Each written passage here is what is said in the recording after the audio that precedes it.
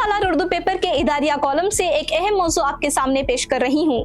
इस तहरीर में तवानाई की जंग में भारत का नया हथियार पर रोशनी डाली गई है, जो मौजूदा हालात में निहायत अहमियत का हामिल है। दुनिया इस वक्त तवानाई के एक नाजुक दौराहे पर खड़ी है। मगरबी एशिया में बढ़ती हुई कशीदगी ने न सिर्फ आलमी सियासत को बेचैन कर रखा है, बल्कि तेल की फ्राहमी को भी गैर यकीनी बना दिया है। ऐसे में भारत जैसे बड़े दरआमदी मुल्क के लिए हर नया बहरान एक मुआशी झटका बनकर सामने आता है। सवाल ये नहीं कि असरात होंगे या नहीं, सवाल यह है कि हम कब तक इन असरात के असीर रहेंगे। यही वो लम्हा है जहां तवानाई की खुद किफालत कोई ख्वाब नहीं बल्कि एक नागुज़ीर कौमी जरूरत बन चुकी है। और इस सफर में एथेनॉल महज एक मुतबादिल ईंधन नहीं बल्कि एक स्ट्रैटेजिक हथियार की हैसियत इख्तियार कर चुका है। मरकजी वजीर नितिन गडकरी की ये बात महज एक बयान नहीं बल्कि एक वाज़ेह पॉलिसी सिमत है कि भारत को मुस्तकबिल करीब में 100% एथेनॉल ब्लेंडिंग की तरफ बढ़ना चाहिए। मौजूदा आलमी हालात हमें यही सबक देते हैं कि तवानाई में खुद इन्हिसारी सिर्फ इख्तिसादी इस्तेहकाम का जरिया नहीं बल्कि कौमी सलामती की बुनियाद भी है। एथेनॉल जो गन्ने और मकई जैसे ज़रूरी अजनास से हासिल किया जाता है, एक ऐसा ईंधन है जो बैक वक्त कई मसाइल का हल पेश करता है। ये पेट्रोल पर इन्हिसार कम करता है, कार्बन के अखराज को महदूद करता है और माहौलियाती आलूदगी में कमी लाता है। मजीद ये कि एक ज़ेरी मुल्क होने के नाते भारत के लिए ये किसानों की आमदनी बढ़ाने और देही मौशियत को मजबूत करने का सुनहरी मौका भी है। साल 2023 में वजीर आजम नरेंद्र मोदी की जानिब से E20 20% एथेनॉल मिलावट वाला पेट्रोल का आगाज इसी सिमत में एक अहम कदम था। आज मुल्क की बेशतर गाड़ियां मामूली टेक्निकी तब्दीलियों के साथ इस ईंधन पर चलने के काबिल हैं, जो इस पॉलिसी को अमली जामा पहनाने में बड़ी आसानी फ्राहम करता है।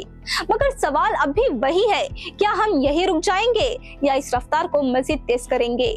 दुनिया की मिसालें हमारे सामने हैं। ब्राजील ने एथेनॉल के मैदान में वो कामयाबी हासिल की है जिसे आज एक मॉडल के तौर पर देखा जाता है।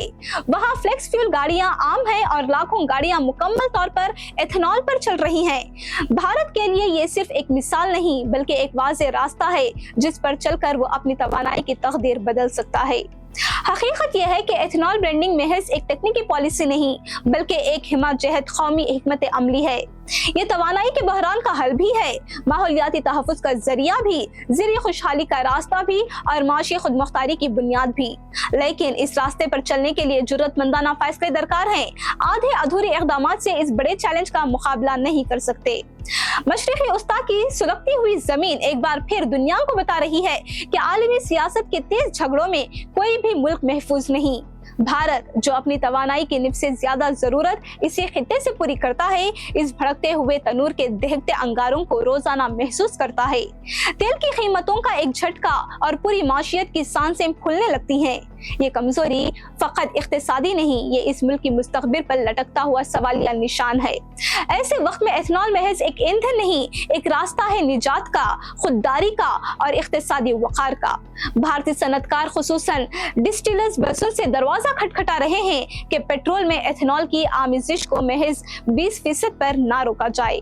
दुनिया आगे बढ़ चुकी है। फ्लेक्स फ्यूल गाड़ियां अब एजाज नहीं मामूल बन चुके हैं। वो गाड़ियां जो 100% एथेनॉल पर दौड़ती हैं, ना पेट्रोल की मोहताज ना बैरूनी सप्लाई की गुलाम।